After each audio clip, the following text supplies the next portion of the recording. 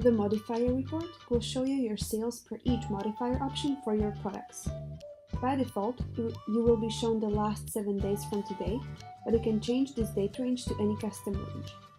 To change this date range, you have to click anywhere on the date field. Instead of a custom range, you can use one of the quick date ranges on the left side like yesterday or last 30 days. Here we're going to do a completely custom date range. In this section, we're going to select the start time and date, and here on the right side, the end time and date.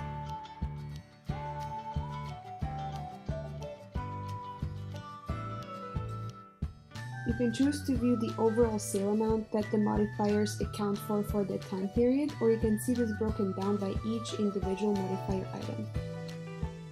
You can also break this report down hourly, daily, weekly, and monthly to see the sale amount for modifiers for each hour, day, week, or month of the selected time period.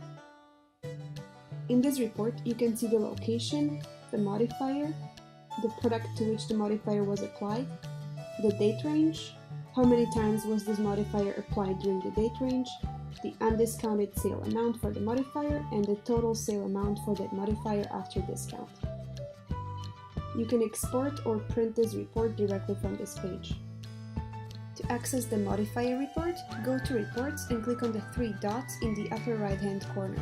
If you have any questions about the Modifier Report, please contact us by phone, chat, or email 24/7. We'll be happy to help you.